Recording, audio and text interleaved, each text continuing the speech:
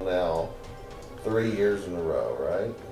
Well, 2 years. This is the second year in a row. The first year I came. That's the first year that we had It it. was the first year that we had it, that you guys had it, and there's still a bunch of native deer, local native deer on the place. Yep. And I sat in that pond blind, and with you. Yep.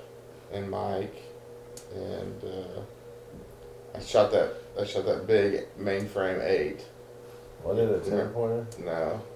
Mainframe 8. Oh, mainframe Yeah. 8. Mm-hmm. And the picture that you took made it look like it just was like a giant. Yeah. But it was still a good buck. It was a good buck. It's a great buck. But the pictures that we have, Yeah. like, everybody was just like, holy, I mean, like, world record 8 point. And Well, there also was a little story behind that there was one deer that we thought that we were looking for, and then another deer, and I was like, no, it's a small one, and then it walked out, and I was like, oh, that ain't a small one. Well, he came walking up from behind us. Right. He walked right, and I was sitting there, and like he was right there, and I was like, and I was just like, oh my gosh. And he came walking down. He walked down to the pond, and it was. Remember, there was that big non-typical that walked out on the other side of the pond. We watched him for a minute, and then this one came in at the same time, and it was like, again, it was like, yeah, he's a good buck. And so, And then waxed so, him. you got him, and then a year later, you didn't come Couple the next years. year. Probably two. How long have y'all owned it now? Well, it was two hunting seasons. 2 hunting seasons. 2 hunting seasons, and then you Yeah, came back. I came back. And then we hunted over there at the White Creek side, Yeah, and that we was stalked that buck most of the morning. and that big. How big is he? He's a mainframe 10 with With all 3 kinds of kickers trash. and a big drop tine. Yeah, Little dark chocolate antlers. Dog Yeah. yeah. We had a long history with that deer, yeah. and then going after. I mean, it wasn't. We worked for it. We worked for him. Yeah, and then you made it happen. Yeah, in a it was like, split second. I mean, we saw him, jumped out. I had a twig for. I mean, it was a Christmas tree twig, Charlie Brown style. You're kind of out of breath. And I ran up, and like I had a window. We threaded the needle, Dropped him. dropped him. Yeah, he didn't go an inch. No, that's when I shot. That's when I was shooting Dan's gun, and as soon as I shot it, I was like, "This is the smoothest rifle I've ever shot in my life." Now we got him on the wall. He looks great. Then we headed to Texas in January. Yep. Yep. Permanent location. Yeah. We'll bring it down and meet you in Dallas, maybe. Yeah. I hope. I'll come sit at the booth as long as my wife's not sick. Like last year. If she is, she has to stay And home. we brought the wives this year. Yeah. Come up, we had a meeting at the corporate office, and Dan had a few bucks picked out for us to go take a look at back there in Majestic Hills, right? Back there. What do you call that spot there in the back by the pond and that deep timber and stuff where they hang out? I mean, we've been calling it Whitetail Ridge. Whitetail Whitetail Ridge, Ridge. that's right. Whitetail Yeah. Ridge. It's that back corner of the property. We've been seeing a bunch of nice deer back there. Yeah. So we rolled in. When did we get here? Friday? Right, when we started. Well, Oh yeah, we hunted the first afternoon. Our first hunt was the afternoon hunt. yeah. That's what I mean. Well, yeah. That's right. We rolled in Thursday night. We didn't hunt Friday morning because we were being really good husbands and Seeing the local sites and the fall foliage. Yes. covered bridges. Getting brownie points. Maybe get covered, a couple extra hours of hunting time in. yeah, covered bridges, apple barns. Yeah. You know, all They didn't the- make you go apple picking though. all the sites. Whoopie pies. Whoopie. Oh, Yeah. Make walnut ice cream. we had a smorgasbord of whoopie pies. None were as good as old Jack's hot dog stand though. Those were the best. So then the So first we, evening hunt. we got back ahead of schedule because, you know, we got through the sites quickly. We drove through the covered bridges fast. Yeah. Hands in the air. It was quite the ride. And got in the blind. So we went out, got in the blind, we sat. Didn't see squat for a long time. I was like, we need to get out of here. I'm getting hungry. I mean, we need to go back to the lodge. It's probably 2 hours and nothing. But then the first thing that we saw was a group of elk, right? Yeah. Yeah. It was 4 bulls and 3 cows, I think. Young bulls, yearling bulls, 2-year-old bulls. Yeah, there's Yeah. gonna be some good ones in a few years. Man, those yearling bulls that had all that trash up top already, Yeah, they're going to be there'll be some incredible. giants. We saw some does, some white-tailed does, Yeah. and then you looked up and you saw that one beautiful typical buck that had a little kicker, a little flyer off Yeah. his. And then you said you hadn't seen him in a long time, right? Yeah, no, we saw 2 bucks that night that I haven't seen him. Yeah. One of them, I trying to remember what year it could have been in years past, but he just doesn't look familiar to me. And we had that with that big buck was just a beautiful young mainframe 10 that came in. Yeah. Just a baby. Yeah. Yep. So we watched them for a while. It seemed like once that temperature changed, you know, we started to see a little bit more movement, and then those other 2 bucks came down, and then we saw old tree trunk. Old tree trunk. Well, I think the cameraman even said, "Aren't y'all going to shoot that buck right there?" Yeah. I'm like, no, we're going to wait on a bigger one. There's some big ones out He here. was like, man, he's huge. And David was like, he's nice. We'll get a bigger one. Well, Adam shot 2 very typical deer the last few years, and he was looking for something Yeah, a little bit more unique, a little something different. Yeah, I think a couple weeks prior, Dave and I were on the phone. He's like, well, you know, are you ready to get off that typical stuff and go to non-typical? And I'm like, I'm ready to cross over to the dark side. So when what was it? Then 2 more bucks came out down below in the far. What was Yeah, it? another young buck and that other buck that I haven't seen. There's another really good Yeah, he was typical beautiful. buck that came real out pretty, down real there. heavy, carries the mass right through his tines. Real nice looking. And then the tree trunks come out, Yeah. and I looked at Dan, and my eyes were big, and I was like, "What do you think, Dan?" You were steadily looking at the buck, Yeah, and Dan gave me the thumbs up. I went, "Yeah, we gave double thumbs up." So, Yeah. all right, let's get that buck. You've been trying to kill this buck. Yeah, I got a little history with him. He's definitely eluded us. Yeah. And actually, we were trying to hunt him. We were unsuccessful, but we shot another deer. And literally, as we were driving back with the other deer, that one Shows up. like 20 yards. Well, I was really close to letting him elude us again. What? Well, in let what you tell way? Well, I mean, he comes out and he comes out down there in the soybean patch, way at the end of the field, and so I threw my binoculars up and ranged him at 201. I'm like, okay, 201. We're gonna let him, work his way in a little bit.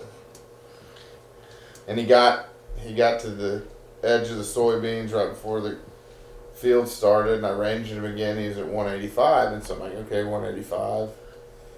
Put the binoculars down, and I'm like, it's go time, Davey or one of you guys said, you good? You good there? And I'm like, yeah, no big deal. Chip shot. Yeah, piece of cake. Whoopie pie. And I didn't take into account that he came in another 30 yards or so. Right, and I was telling you, the gun sighted in at 100, so the whole little high at 200. So you're saying right above his shoulder. Davey's in my ear going, just punch him right in the shoulder, just right in the shoulder. And I'm like, okay, You're gonna go to the top of the shoulder, Dan's gun, no big, he knows what's going on. So the shot rang out. First shot rings out, and the buck doesn't move. And I'm like, well, maybe he's just taking in the fact that he just sucked in a 170 grain bullet or whatever those bullets are. And I realized that he's not moving and he has no idea what's going on. He just heard a loud noise. What'd I say? Shoot him again. Reload. Yeah. Reload. So I reload again.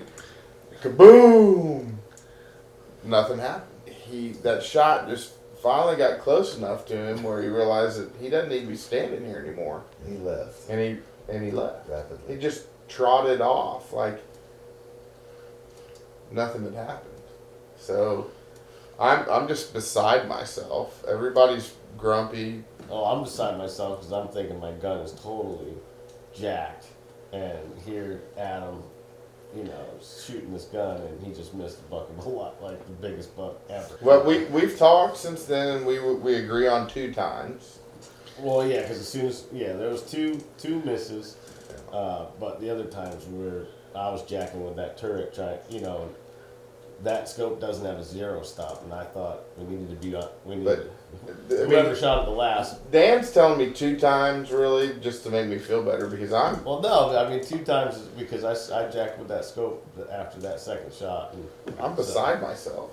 Well, And I'm climbing down thinking, like, man, I'm never allowed to hunt again with these guys. Like, never. Yeah. no, I've hunted with you 2 times before, and it was 1 shot, 1 kill, both perfect shots. I mean, that shot I made last year was amazing. I told Dan, I was like, Dan, you've seen me shoot. Like, I'm not bad. What was the one thing? What was the one thing that I told you? Don't look at his what? Yeah. So when he's coming up out of the beans, and Davey leans over and whispers in my ear, he's like, "Don't look at his antlers." And I'm like, "That's all I can see." I mean, I just see like these huge tree trunks rocking back and forth, coming out. I'm like, "What do you mean? Don't look at his antlers?" Like, that's crap. Don't tell me not to look at his antlers. I mean, that's all I can see. Now we know what happened. He was shooting, and he was looking in the wrong part of the scope. Look at the antlers. No, I'm kidding. That may have happened today too, even.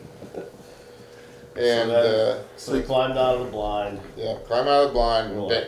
Dan's frustrated because he thinks it's his gun. I'm frustrated because Dan gave me a gun that's off. And so we go straight to the 100-yard range in the dark. Dan's like, "Let me see that gun." Plops down. There's a plate 100 yards, and he leans over the hay bale. Kadoom! Ding! And he just looks up at me like,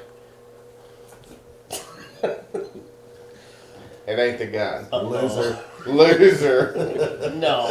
So I'm like, all right. No. I'm just like, Jackass. Yeah, yeah. Happy Gilmore. You jackass.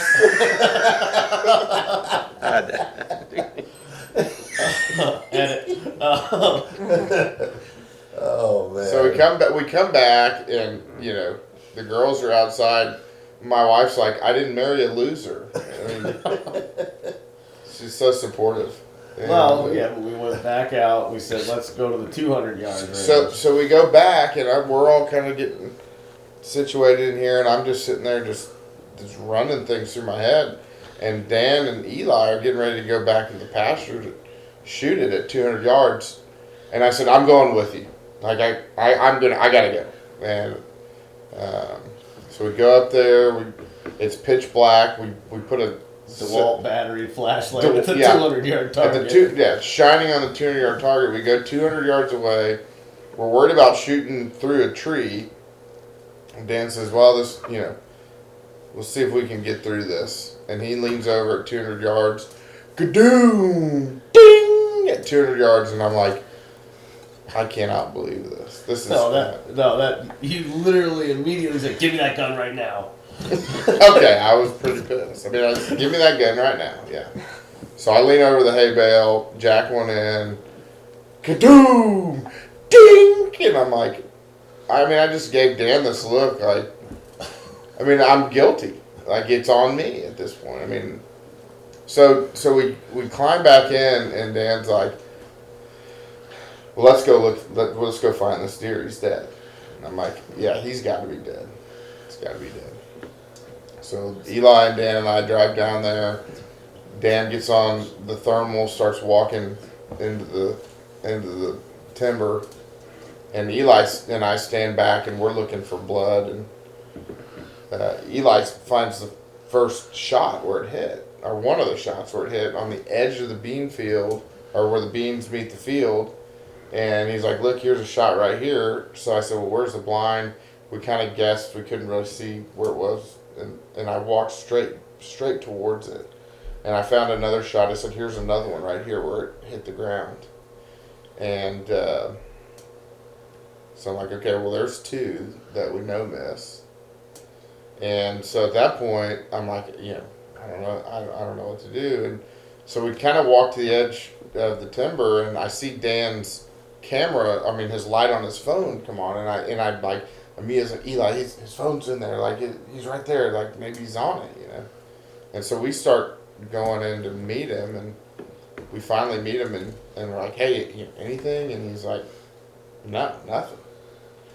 Like he didn't see a pile, didn't see blood, nothing. So we just kind of start easing our way up the hill, up the mountain there in the back, and in the thermal, I could see that there was a couple deer laying on the ridge, and I said, well, maybe he's hit further back, maybe. So I'm like, let's work our way up there and see if there's maybe a pool of blood or something in there.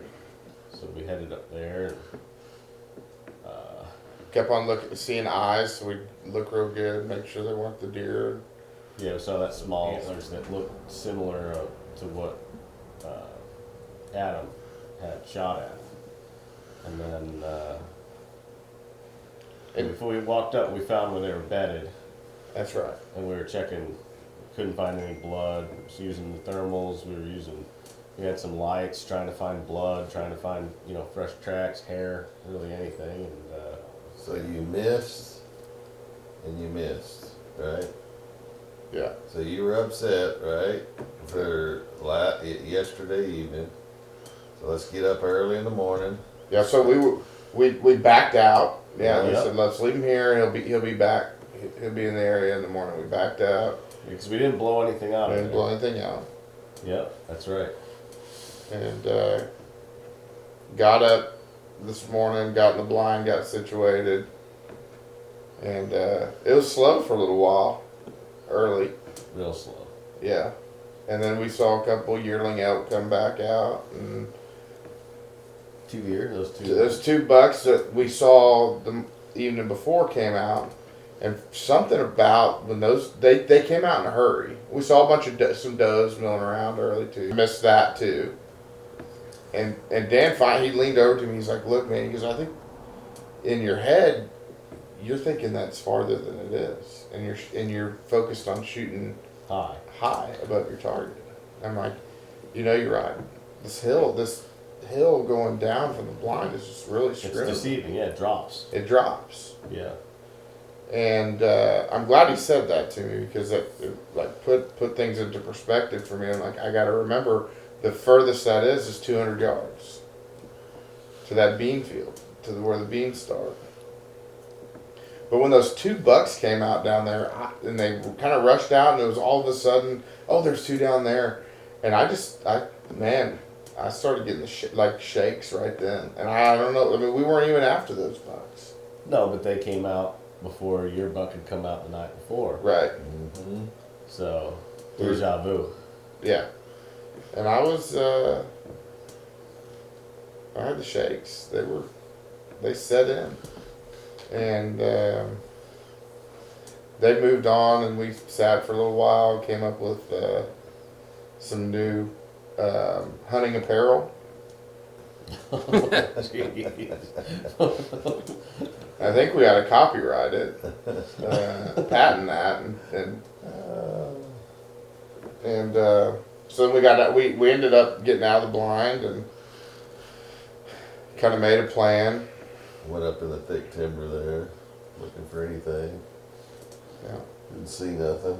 Yeah, we went on foot, kind of went around through the big thicket, some birch and poplars are all twisted and mangled together, which I've seen that deer in that area before, so I thought maybe he's just bedded down in there. But we went through there, didn't see anything, just standing by the edge of the field.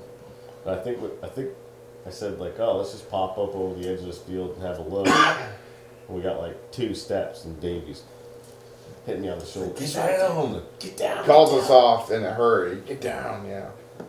That old TreeTrunks was. Oh yeah. That's him. Yeah. Dead down, laid down right there. All you could see is the tip of his antlers. Boy, you knew it was him. Yeah, he With was all that trash he had. almost 350 yards away there. Yeah. And we had to come up with a plan because we had a good vantage point because we were up high, and to get to him we had to drop down low. Below him, yeah. Below him, then we'd lose sight of him really. Well, we lost sight of him for quite a while. Yeah. Just to stay below his line of sight. Yeah. So we kind of crept down there, and I mean we were within 100 yards of him, right? Yeah. You think? Oh yeah. And we made the decision not to keep going that route because there was 4 of us. And so we split up, and 3 of us went kind of down below him, and kind of set up to see if, and Dan, you stayed up top to try to see if he was going to get up and let us know if he was going to work his way out of that tall grass. Well, yeah, I was hoping I was working my way, down the road there, and I was hoping that, if anything, if I spooked him or if anything, that he would head right towards you guys. Run right in front of us. Yeah, I mean, it would have. I mean, and when he did catch me, I mean, he busted me, and then stood up. And took off. Well, no, he stood there for a second, and he kind of faced like he was going to go right at you guys, and I'm like, oh, here we go, this is going to be good. Yeah. And then he did like an about face. Into the timbers. And all I saw, I mean, kind of going away from us, and Davey says, I'm going to bark at him and get him to stop. And so he barked, and that didn't faze him. He just kept on going. And I was watching him through the scope, and all I could see was antlers. And that's when you looked at me, and I did we started doing hand signals. Yep. From 150 yards away, we're going to go this way back to the blind and get up in there, and you kind of go back in the back corner there and see if you can't push him out of that timber, and so we humped it. We got after it. We humped it to the spot. We got all set up in the blind, and it wasn't maybe About 10 minutes after that, 7, 8 minutes. Yeah, we humped it back to the blind. Yeah, I mean, we were covering some ground. Breathing hard. I mean, you guys turned around and started walking back that way, and I stayed up on that high hill for a second. But I bet you I waited there maybe 5 minutes or something. Yeah. I never ever saw that deer again as I was walking, trying to do that loop. I never once saw him again Well, until you guys killed him. Yeah, we got lucky because he went the right direction through that heavy timber over there by the pond, and we I caught my breath and got the gun ready to go and just hoping he was gonna come out of that timber somewhere. And he didn't double back or anything, he just kept on going straight apparently because I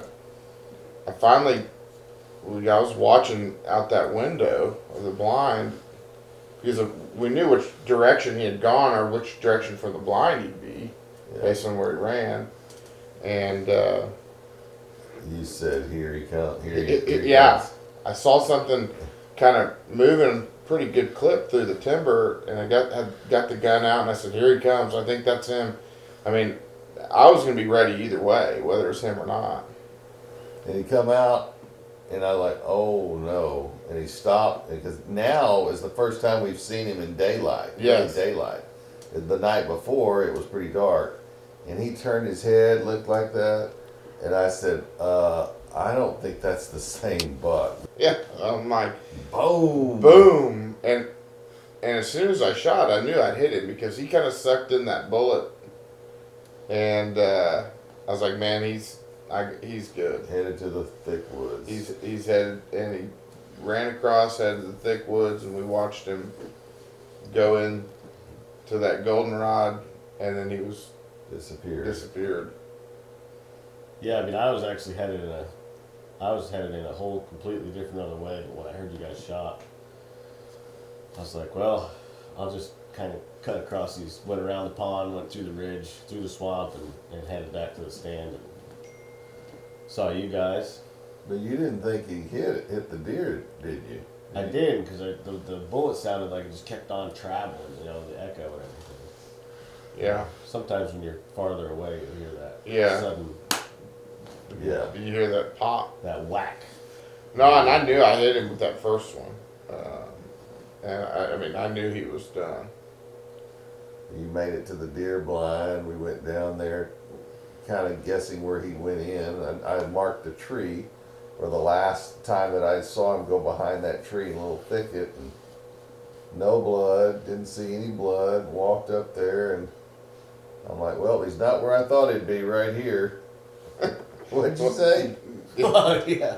Dan had kind of come in a different direction than you and I had walked. Well, when you guys said that you had shot towards the field, I'd kind of dropped down there to see if I could cut a blood trail. If you'd seen him up on the left-hand side, I figured if he ran across that way, then I could maybe cut a blood trail. And when I made it in, you guys were up to my left, which you were blocked by that hill and that tree. When I came around, I looked up on that stone wall, and I was like, oh, he's right there, guys. He's dead. We couldn't He ain't see going him. nowhere. We couldn't see him at first. We're like, where? Like, what do you mean, where? We don't see him. He was like 15 yards in front of you. Yeah, and I finally got to looking and looked through a little bit of There's some dead trees. and I'm like, oh, there he is. But all I could see were his antlers, and I'm like, those are some tree trunks, son. I mean, I thought it was tree, literally. Yeah, looked like a bunch of branches there, didn't it? It did. Giant. And he got up. I mean, he was right there on that rock wall, and I mean, there's no ground shrinkage on that deer. No, he grew. Yeah, he was.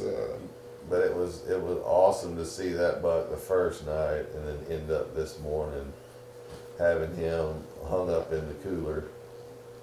Well, and the other thing too is Adam. I mean, after the night before, he really wanted that deer, and he could have shot 2 or 3 other deer.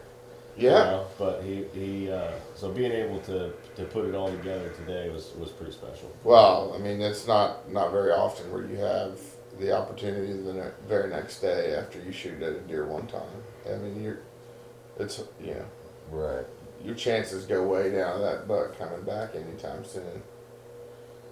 And so I was fortunate to have a second opportunity, and we were successful, and it was a great hunt. It was a great hunt, and at an incredible ranch up here. So will you shoot that gun ever again, or? Yeah, in fact, I was wondering if you would sell it to me.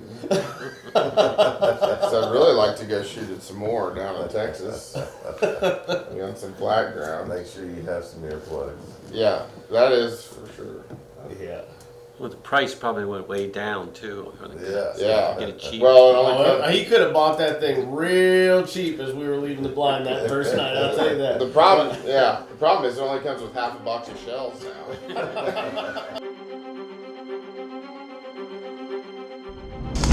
Look at that, man! Look at that thing! There. Oh my goodness. Let me hold gun. Let me hold gun. I can't even talk. Oh my gosh. Look at that thing, man. That's TreeTrunks. Oh my goodness. Look at that. How about you count the points? Yeah, that we'll be here a while if we do that, boy. Oh my gosh. What It's incredible. That's a Battenkill giant right there. I'm telling you.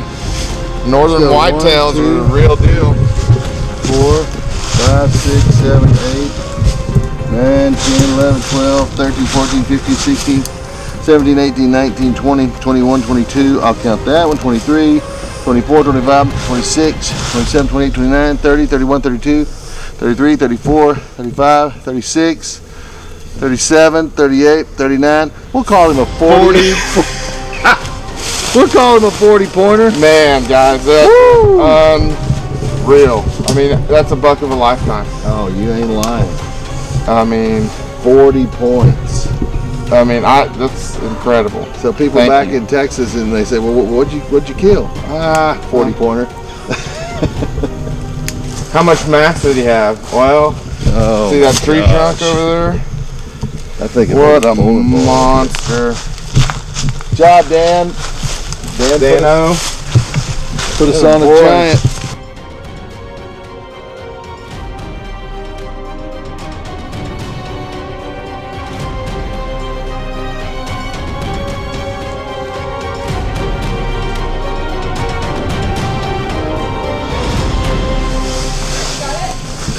Well, why'd you let go? You got it?